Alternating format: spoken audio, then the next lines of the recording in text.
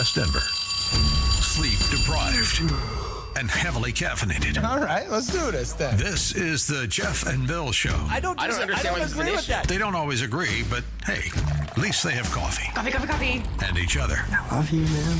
God help us. I want to bless him. We need all the help we can get. Now here's Jeff Hunt and Bill Thorpe. The Jeff and Bill Show on News Talk 710 KNUS.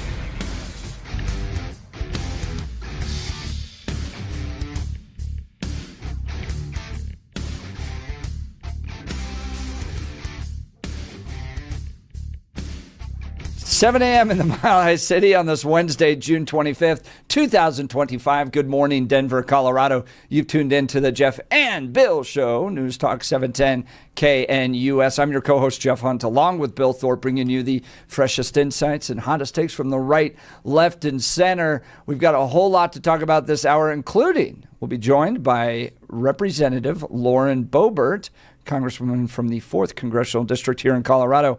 She's leading an effort to delist the gray wolves from the Endangered Species Act. What does it mean? How is it going to impact what's happening here in Colorado? So we'll get some insight from her around 7:30. You're not going to want to miss that. We've got a lot to talk about on this show. Brittany Pedersen, Laura Thomas is going to join us. Douglas County rejecting home rule yesterday.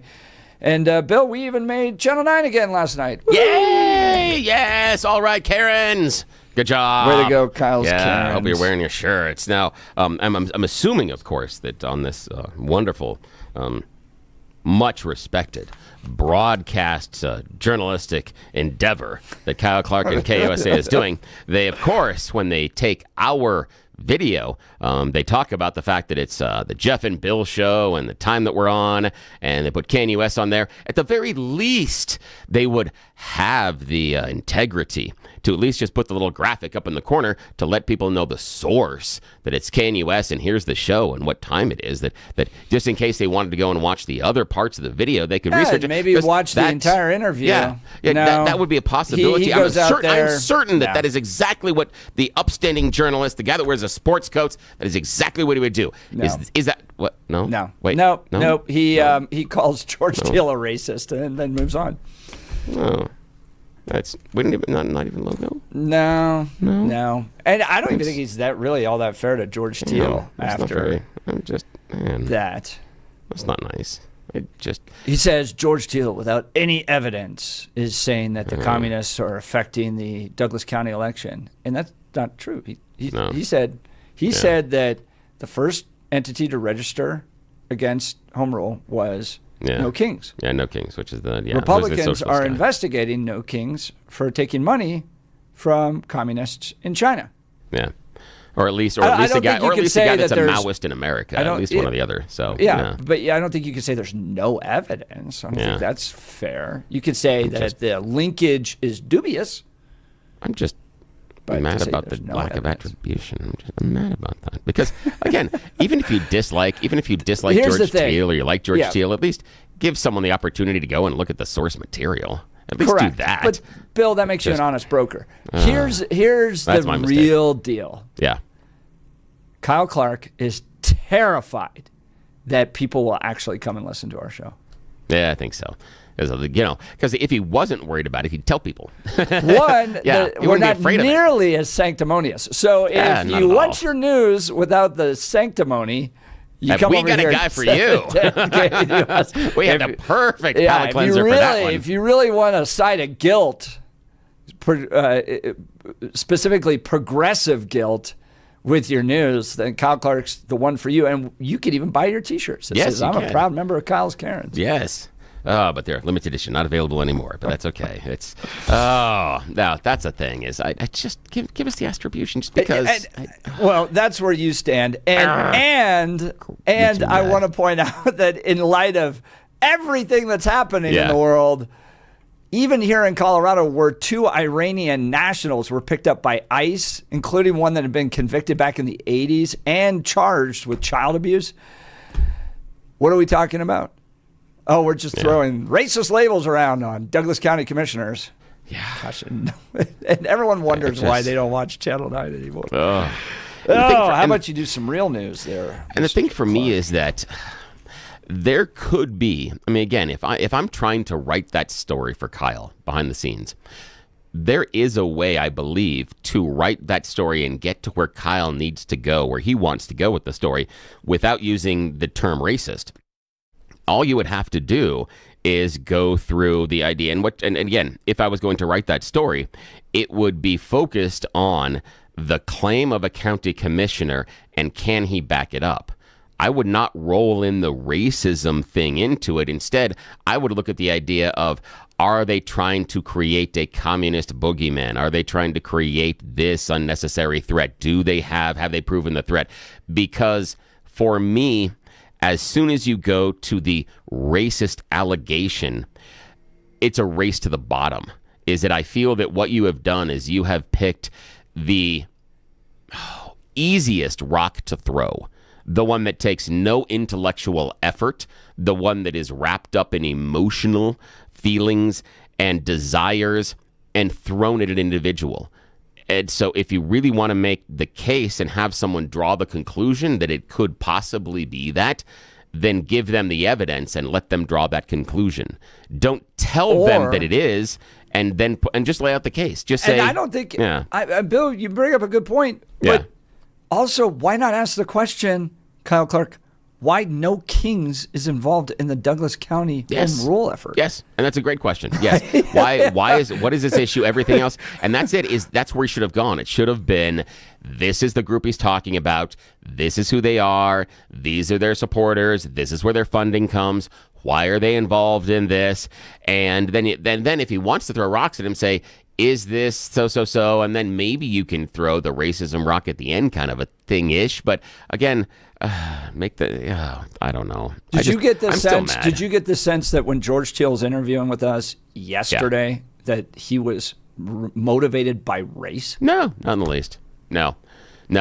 I believe that he thought that it was the Chinese political party reaching out and trying to affect elections across the country in whatever way they can, both the big and the small ones. And you oftentimes, because you have a lot more just boots on the ground experience with politics than I do, and you talk about the ways that you can change and influence local politics, you oftentimes bring up the great example between what happens in Denver versus what's happening in Aurora based on a simple change in the city council and the mayor. That's how simple the change was inside of Aurora to point it in a different direction, and a direction that is leading to success.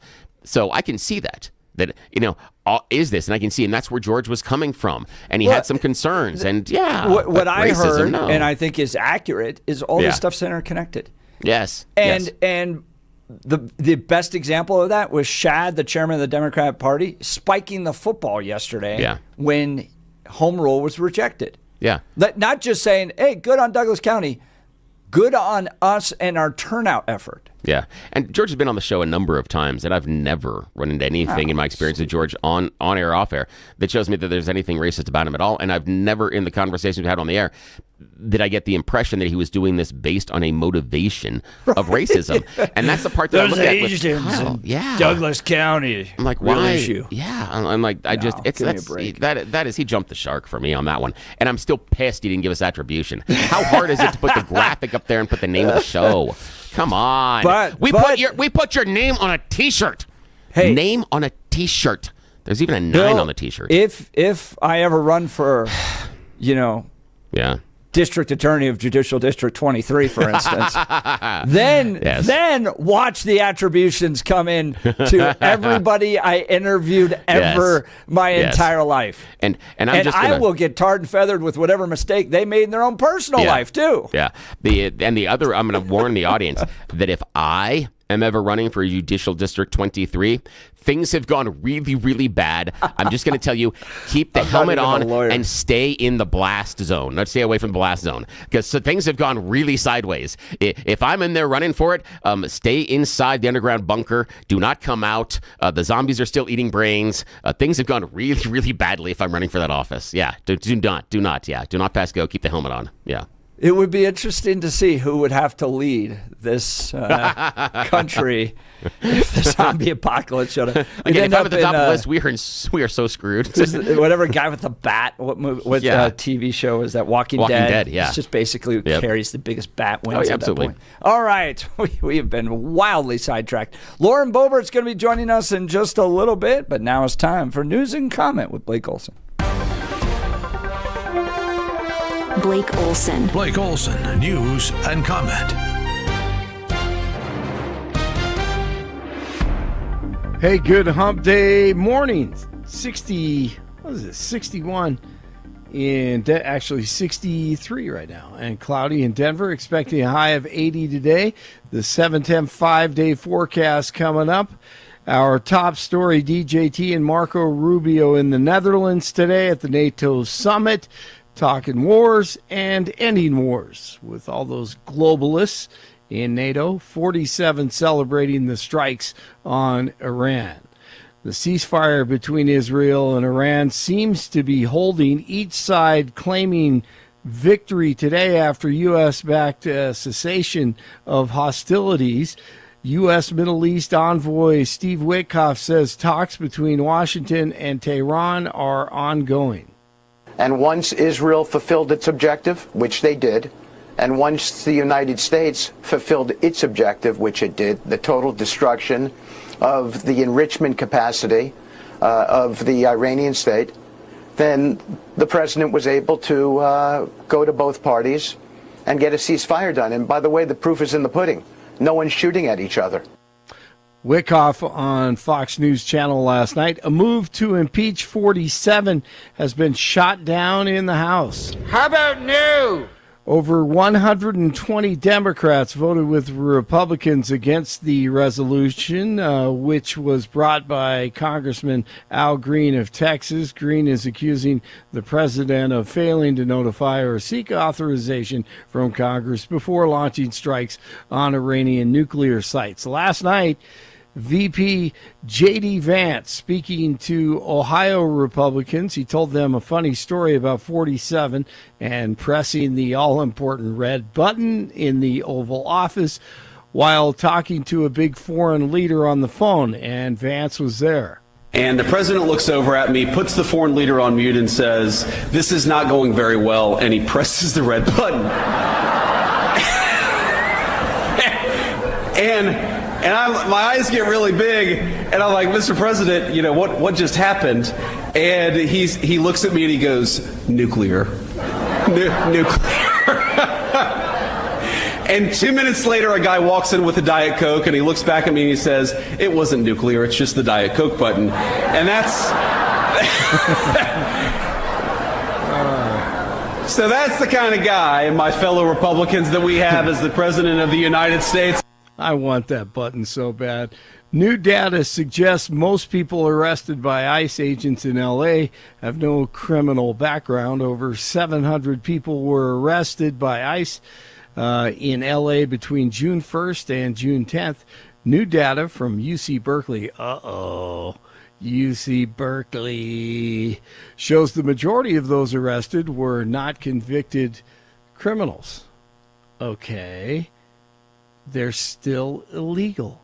Sorry.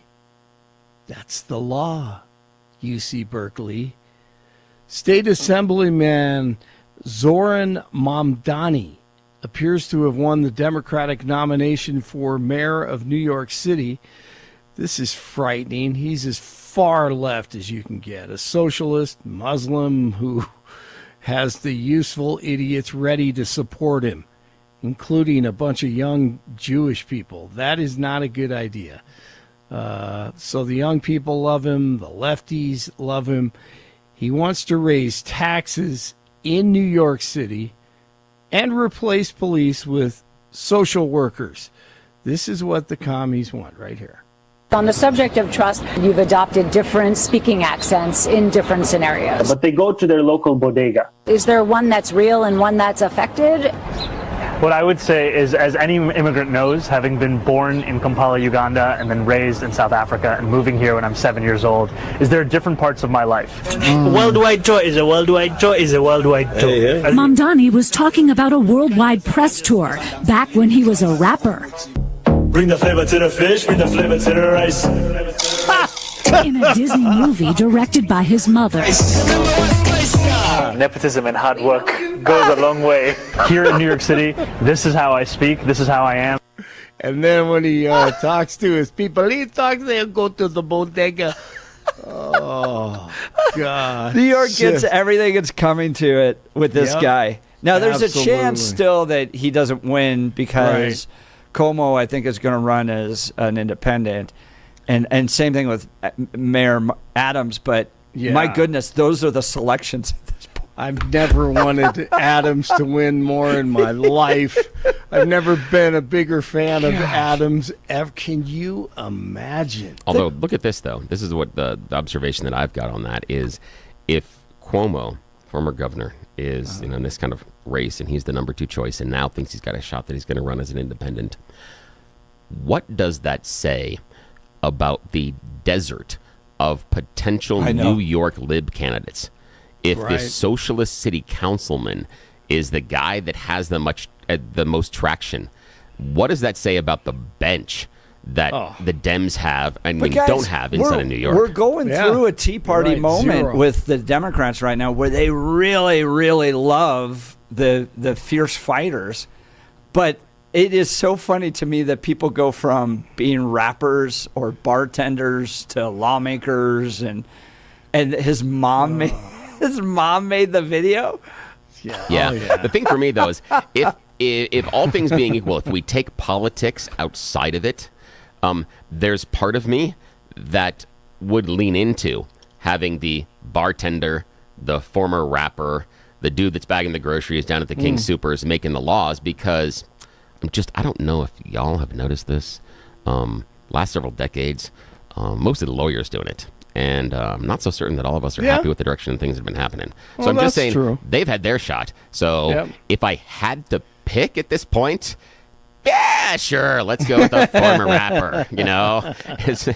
As long as they weren't part of the freak-offs, sure. I was going to say, was P. Diddy on this ballot?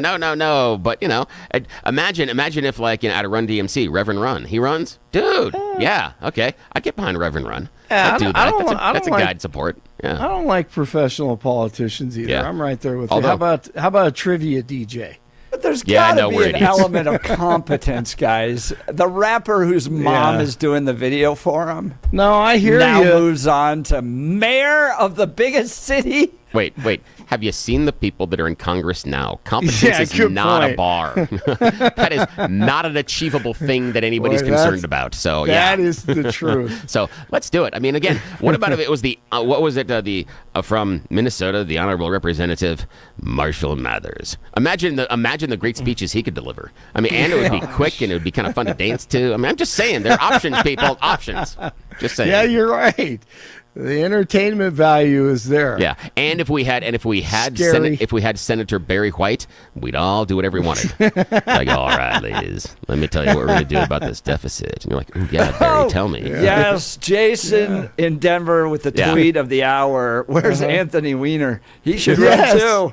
One more clown on the ballot. I think he should run. I think he could win. Oh, they all should run. Absolutely. Why not? Yeah, that's right. What a circus. Again, I'm the guy on the show though here that supports Captain Binface running for mayor of London every year. So again, that's when we talk about bars of participation. That's my bar of participation. Dude in a costume claiming to be an overlord from another galaxy. Right. That's who I'm okay with running for. So again, don't take the advice from me. That's the lesson of today's show. I love it.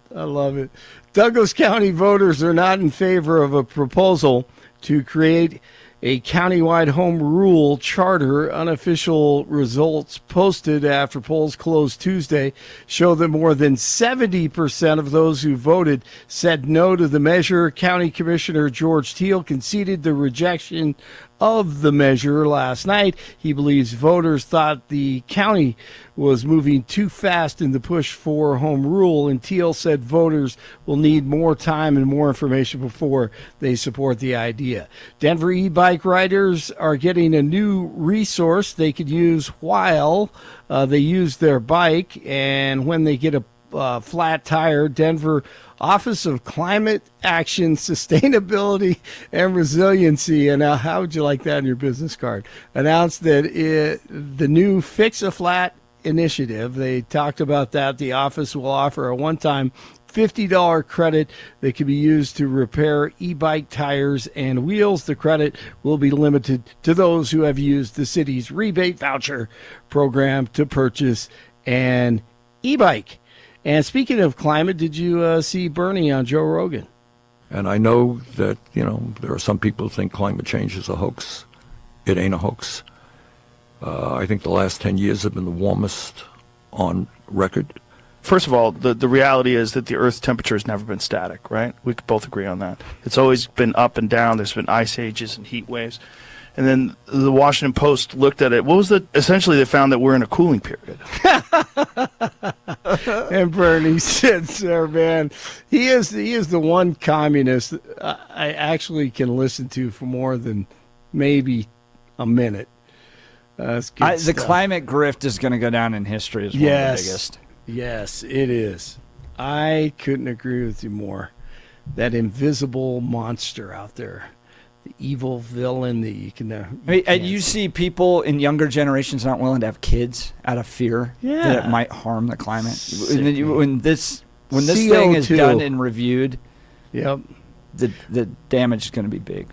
The evil CO2, when I grew up, CO2, which it is true, it's the greatest thing in the world. You need CO2. Dodgers score 6 in the fourth, and they beat the Rockies 9-7 at Coors. 6:40 tonight. First pitch. 58 in Highlands Ranch, 59 in Lakewood, and 62 in Denver. Jeff and Billy continue. Blake Olson, News Talk 710 KNUS. It's likely going to be another active day of thunderstorms along the Front Range and Eastern Plains. And again, a few could become strong to severe. Temperatures is 70s and low 80s. Thunderstorms rumbling through the evening, then ending lows 50s. Warmer and drier. 80s Thursday, 80s and 90s Friday, and sunny to partly sunny. Thunderstorm chances do return by the weekend, especially by Sunday. Weather sponsored by Colorado's Best Roofing, reminding you to protect your home from the harsh Colorado weather and schedule your free no-obligation roof inspection today at roofingcolorado.com. That's roofingcolorado.com. Meteorologist Don Day in the 710 KNUS Weather Center.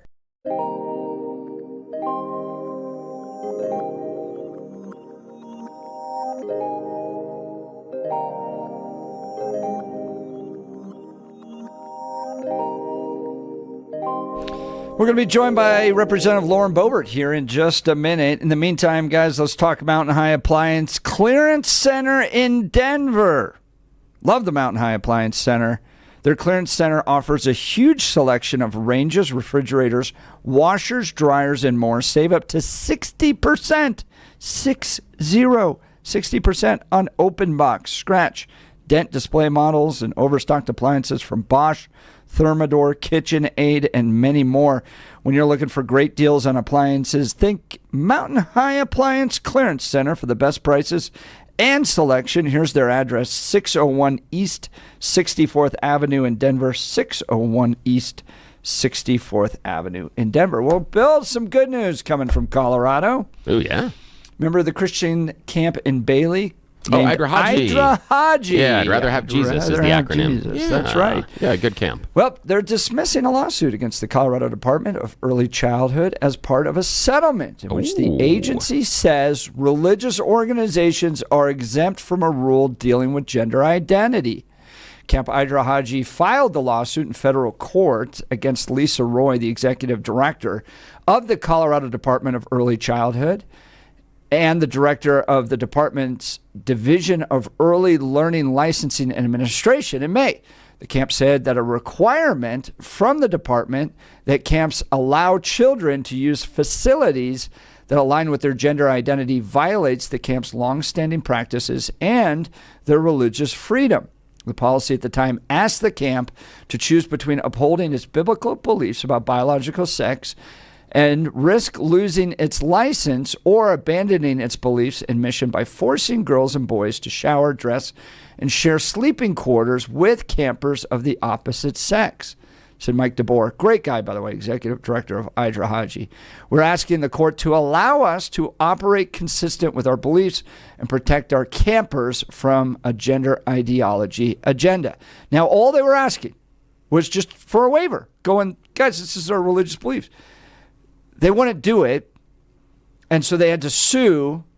As part of the settlement, camp officials asked the department to affirm that the camp is not subject to the gender identity rules that are part of Colorado's Anti-Discrimination Act, as it's a private Christian organization, not a, quote, place of public accommodation, unquote. So the law still stands, but Christian camps where this law violates their deeply held religious beliefs will be able to receive a waiver. So that's good. Idra Haji moving on at that point. And completely fair.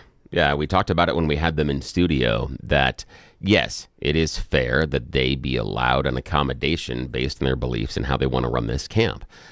It is not the only camp that is available to kids across Colorado. There are other opportunities and choices. Families can make other choices if they feel differently than what Idra Haji does. And I've had some friends that have been to Idra Haji. I have not, and it's always been a fantastic experience for them. So I have nothing but the best of thoughts and praise for what the camp does. I highly support them. I would hope that if in the very, very, very fraction of a percent of a chance that a family came to them and said, we have a child that is identifying as the other gender, that they too could make an accommodation in that setting if they felt the family was coming with an open Christian heart and the idea of beliefs. I would hope that they would make an accommodation, and the idea being that if there were other instances at camp that other kids had issues or things with, that they could make accommodations with, and I've seen them do that for other things. So I would hope, but I'm not going to press them and say that they absolutely have to because of their religious beliefs. But again, if they're looking for an accommodation from the state, I think it's only fair to ask in that slim opportunity, if it's presented in front of them, that they make an accommodation. However, I'm not talking about that they should do it if someone like just to pull a name out of an orifice in my body, Autumn Scardenia, shows up and wants you to make a cake. I'm just saying that in that situation, I disagree with that. In your mind, that accommodation doesn't necessarily force the other girls in the camp, for instance, to feel uncomfortable. No, not at all. Because guy, I mean, it could be like an independent. Yeah, it could be something like this. It could be something like, and again, if I was going to game plan it, if I was going to, just out of curiosity, the thing I would look at is, can we establish a bathroom that might be independent this person can use? Or can we establish maybe there's a shower time that we set aside if we don't have an individual shower? Is there something with, you could actually, and again, who knows what's happening, but maybe approach campers on if we have to have bunks that are all together, try to approach it with campers that would be okay sharing this facility with this camper and not feel that something bad was going to happen. And I'm certain that you could probably find a handful of kids there of either gender that could feel that way. So, we'll see. All right. See. Obviously, again, Bill and I, though, disagree on the law. I think this whole law is bad, but I would never force it. There you go. All right, we've got Lauren Boebert coming up. You're listening to The Jeff and Bill Show. Denver's talk leader, News Talk 710, KNUS.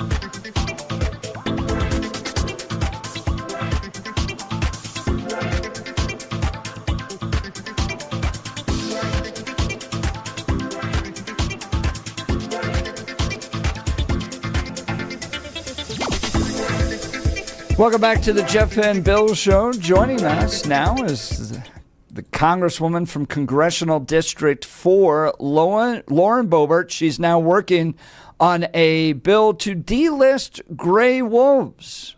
How is this going to affect the wolf controversy that's taking place here in Colorado? She joins us now. Good morning, Congresswoman. Hey, good morning. Good morning, Jeff and Bill. It is wonderful to be with y'all. Absolutely glad to have you here as well. Let's talk about this bill to delist gray wolves. What's this all about?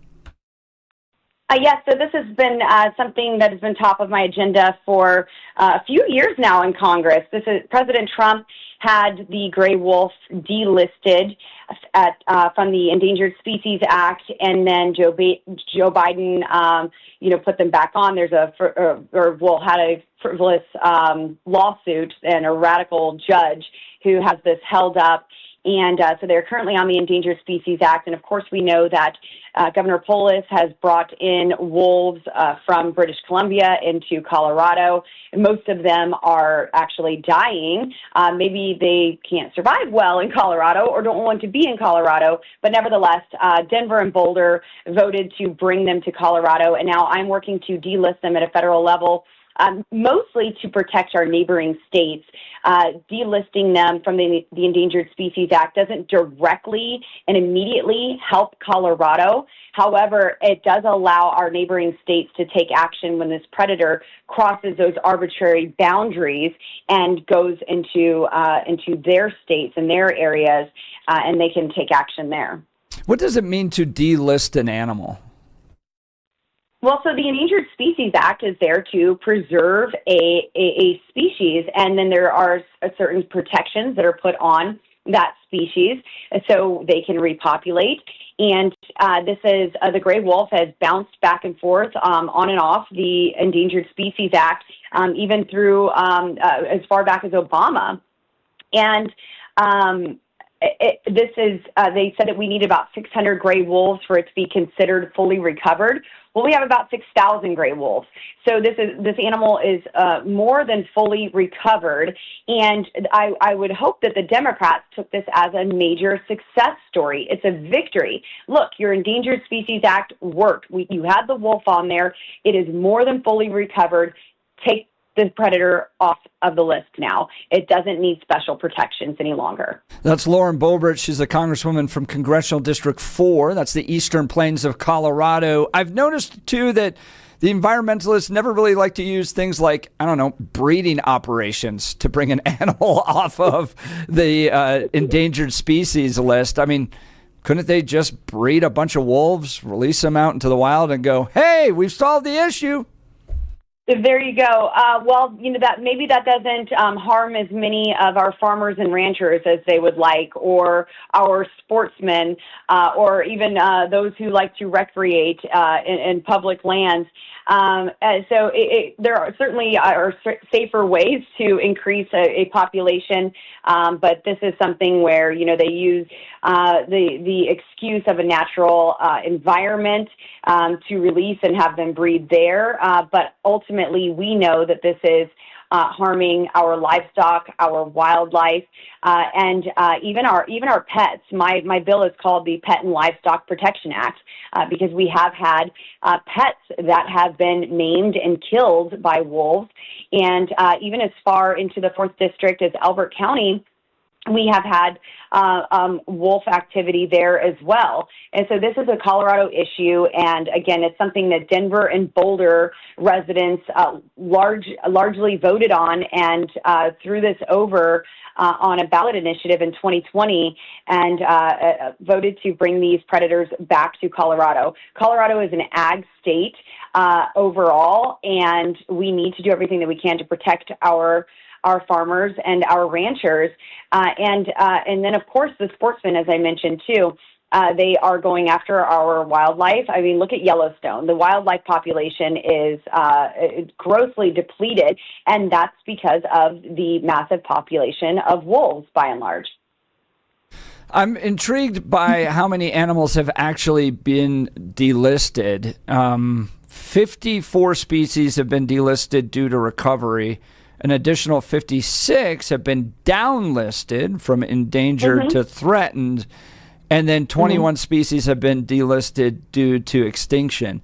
I don't mean to hammer this point, but it seems kind of shocking to me, Bill, that we don't just breed our way out of these issues. We have science. We have the ability to. We're resurrecting the woolly mammoth, and yet we can't figure out how to breed animals out of danger from being extinct and then just let them out. Do you think it would help if we told some of the liberals that we found this wolf DNA preserved in amber from thousands of years ago? Do you think they're like, hey, maybe we can make a theme park? Do you think? And T-shirts, and would that help? Maybe it's a marketing issue, not a desire issue. Yeah. I mean, it seems like they're like wildly committed to this idea that the only way they can be brought back is left alone in a forest with the hopes that they will come back. Yeah, until you put them in a zoo. And then they're like, we got to do all this stuff in the zoo to make sure they... And yeah, I know. Lauren? Well, and here's the thing. My bill would actually allow state and local governments to manage the populations, and that's really what we want. So the Endangered Species Act, that's a federal concept here, and you have the federal government managing these animals in states. And I'm saying give that power back to state and local governments. Now, in Colorado, that doesn't favor us too well. Like I said, this is not an immediate resolve to the wolf issue in Colorado. But for Utah, for Wyoming, this is important to them so they can take action even at a state and local level, and they don't have the federal government saying, hey, I know you don't want this predator in your state. Sorry, Wyoming, but there's nothing you could do about it because it has special protections. No, the gray wolf is fully recovered. We are trusting the science with that. Take the success, run with it, and delist the gray wolf from the Federal Endangered Species Act and allow state and local governments to have that control. That's Lauren Boebert. She's the Congresswoman from Congressional District 4, the Eastern Plains of Colorado. I think it's important, too, to point out what's happened to the wolves here in Colorado. So, Jared Polis ships them in, as you mentioned, from Canada. These poor wolves are just airdropped into Colorado, which is a lot warmer than what they're used to. Okay. Then what we're seeing is it appears like these wolves are trying to head back north, and they're getting up to Wyoming and getting killed. Like, this seems almost at a point of animal cruelty to me. You take an animal from its home. It's a wild animal, by the way. You ship it thousands of miles south to an environment it's not used to. Now we're getting evidence that these wolves are trying to head back to where they were kidnapped from, and they're being killed along the way. I don't know. Seems like a form of animal cruelty to me. Your thoughts? I would absolutely agree with that sentiment, really with that data, because we are seeing these wolves travel north. There have been wolves that have been killed and found dead in Wyoming. So they're trying to get back home. And, so this is the Democrats, I guess, just have this obsession with migration and say, no matter what it is, no matter what kind of migration it is, come here. and so they're taking them from Canada and putting them in Colorado. They want to be back up north, and that's where they're going. And, there's another topic that I'm always drawn to associate this at a certain to a certain degree. Maybe we should put infants, babies in the womb on the Endangered Species Act, and maybe they could have some special protections like the gray wolves and the eagle's eggs and so much more, because I don't see my colleagues on the left really defending the life of a human being to the degree that they do an egg of an eagle or a violent predator like the gray wolf. No, you're exactly right. Yesterday was the 3-year anniversary of the fall of Roe v. Wade, the overturning of it. And right now in the state of Colorado, there are 70 children a day, 365 days a year killed via abortion. If a wolf dies, the entire Colorado Parks and Wildlife government does an analysis on the death of one wolf. 70 human beings lose their lives via abortion in the state of Colorado every single day. And Planned Parenthood just continues to fund those Democrat politicians. Okay, now so I'm going to be right. I'm being a little facetious here, but I'm pointing out some of the absurdity, tongue in cheek. But I think Representative Lauren Boebert, and we appreciate your time this morning, that maybe that idea is what you need to do is give pregnant women 2 votes. So they can vote for themselves and their unborn baby. If the Democrats see 2 potential votes, abortion's illegal tomorrow. I'm just saying that's an option. Bill, this is brilliant.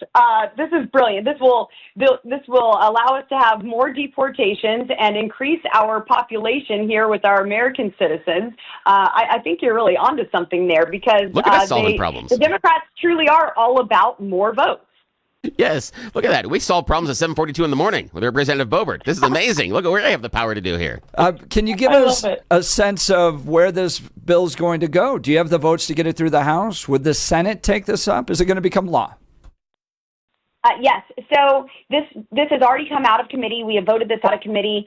This was a bipartisan bill last year. I do anticipate this to be bipartisan again this year on the House floor and in the Senate as well. Last year, we even had Caraveo vote for it, and I heard her talking on an airplane, and I think this is important to mention since she's running again for Colorado's 8th district against our wonderful former law enforcement, former military Representative Gabe Evans. I was actually on an airplane, and, you know, if anyone's ever seen me fly, I have my hat down, I have my glasses off, I'm dressed down, I keep my head down, I just want to go to my seat, put my AirPods in, and hopefully catch a nap. So, you know, more than likely you could catch me, you know, catching some flies there on the plane if I'm lucky. But anyhow, I try to keep a low profile. So I kind of have my head down. I'm trying to get to my seat. And I hear this woman say, yeah, I have to be bipartisan or I'm not going to win my election. And I look up and it's Caraveo. And I said, yes, by the way, thank you for your yes vote on my wolf bill. And she goes, I had to do what I had to do. And she's even admitted on Kyle Clark's show that many of the votes that she took, she did not herself believe in. She did it for political purposes to win an election. That is not genuine. That is not honest. So my bill, I do expect it to be bipartisan again, but maybe even for those political reasons, because you have other members of Congress whose sole focus is getting reelected, and they fear losing that because they want to be here forever. So I do anticipate it getting signed into law by President Trump, who has delisted them in the past. But I thought that was important to note since she is running again. And even Kyle Clark pointed out her hypocrisy in not believing in what she voted for. That's Congresswoman Lauren Boebert, the Congresswoman from the 4th Congressional District. Text messages pouring in support. Iggy texting, wolves? No, they don't even belong here. That is right. Another one, didn't these environmentalist wackos ever see The Incredible Journey? That movie with the 2 dogs and this is the other, Michael J. Fox. This is the other weird thing is that Jeff has a ranch and I have a number of pets at home, and so the idea of acclimating animals into a new territory, a new situation is incredibly stressful. It freaks out the animals. Unlike humans, when you take the gray wolves from Canada and you drop them here, they freak out because they're not walking into this brand new home. They're not like, oh, look at this. Have you seen? There's a hot tub over there. That's a running river. Woo, look at all that. No. They freak out because nothing smells right. Nothing looks right. None of their territory is okay. And if they have no established territory, they feel vulnerable. For the first few weeks of when those wolves are dropped into Colorado, they freak out because they have no home, no territory. They're starting from scratch. It is for all the people that are animal lovers, I really want them to spend a little bit of time to understand how incredibly stressful and anxiety producing it is to take these animals out of their established territory, drop them somewhere else, and have them start anew. They don't understand what's going on. It is incredibly difficult, and that's why you see sometimes after early adoption, a number of them die because they don't know what they're hunting. They don't know where to hunt. They have a hard time finding shelter. They don't know about other possible predators. They don't know who they're competing with. It's an incredibly stressful time that if you really care about the well-being of the animals, consider that as well when you're talking about moving them into a new territory. It's awful on the animals at times. I mean, that's exactly right. And you can associate that with so many other policies that the Democrats have. So, I mean, this is, I want to read them Little Red Riding Hood. I'm here. I have my grandson in D.C. with me. Such a blessing when I get to bring him, but, I want to read them a bedtime story and say, the big bad wolf may appear cute and cuddly and sweet and like you want to kind of hang around for a while, but he's a big bad wolf and he is going to hurt things. He's going to hurt you and potentially your children and your animals and your livestock and our wildlife and so much more. And they are putting this animal at risk. But it's the same with all of their other policies. They encourage mass migration from all over the world. They say our borders are open, come in because we, quote, care for you. We are compassionate. We want to take care of you. We want you to have a better way of life. But they are not considering the fact that many of these folks are really slaves to the cartel. It's indentured servitude. They owe a debt to the cartel from getting them here. There's human trafficking, child trafficking. There's abuse and neglect and death that takes place through that migration. And then, of course, when they're getting here, we even saw Secretary Kennedy say that there was one sponsor of children who Biden's Border Patrol agent was sending children to, who had received at least 42 different children and at multiple addresses, some at a parking lot, some where shipping containers were held. And so they aren't actually caring about the overall outcome, the end result. They just want to put a sticker, a flowery sticker that says, we love everyone, we love everything and everybody is welcome, every predator is welcome. And there is as much harm in the midst of that. That's Representative Lauren Boebert, Congresswoman from Congressional District 4. You can give her a follow on X at x.com/Lauren Boebert, introducing a bill to delist the gray wolves. A reminder that the gray wolf is now at a population of 6,000 when it just needed to be at a population of 600. It has recovered. It's time to take it off the endangered species list. Representative, thank you for taking time to join the Jeff and Bill Show. Thank you so much. Wonderful to talk. And, I'm sure we'll be talking about this big, beautiful bill in the upcoming days as well. Looking forward to having you back. Yeah. Thank you. Thanks. Have a great day. Yes. Say hi to your grandson. That is fantastic. Bye. You got him with you. Bye-bye. All right, That you're is so listening cool. to the Jeff and Bill Show. Yes, you are. This is Denver's talk leader, News Talk 710 KNUS.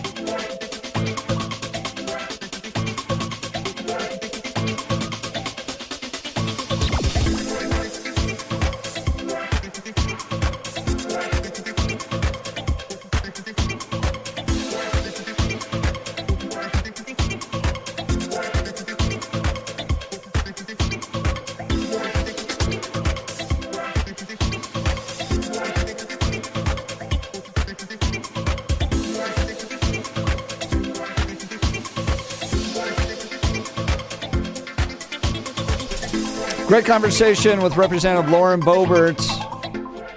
She hinted she could be back on Big Beautiful Bill. I wanted to get into a bigger conversation on Western lands because that's a big issue that's tending to pop right now in the conservative circles. But next time, great conversation on delisting the wolves. I've just never understood that about our approach to endangered species. Yeah. Like, why not just breed the hell out of them?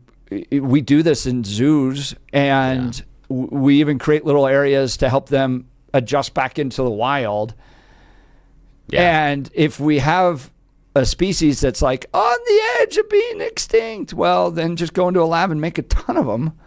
And lo and behold, they're not extinct anymore. It's just weird. Part of the problem is reintroduction if they're exposed to humans. So that's what we have to figure out. I get that. Oh, yeah. But right now, it's like, no, we're just going to leave you alone in the forest and just hope you guys come back. I do believe that you're right about the biological side of it, that if we are so concerned about these, yes, you can have some protections and look at the environment, but you also should be looking at breeding them and what do we need to do in order to sustain that population.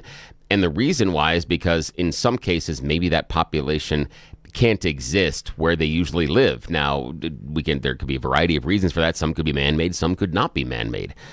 So we do have the biology, and believe me, there is a website out there where you can buy almost any kind of reptile on the planet. So we are really good at breeding things. I mean, right now, there's a website you probably can have your choice of over 10,000 corn snakes, and that's just the corn snakes. I'm not even going to get into how many ball pythons are available for sale. So yes, we have the ability and the technology to do these kind of breeding programs, and the reintroduction is going to be tough. It's easier with some species than others.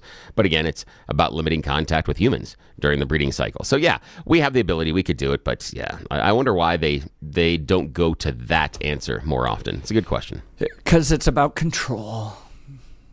But then they can control the animals and where they put them. You would think so, but no, it's really about controlling people. That's what Democrats are all about anyways. All right, we will continue. We got a lot coming up in the next few hours. You're listening to The Jeff and Bill Show. This is Denver's talk leader, News Talk 710 KNUS.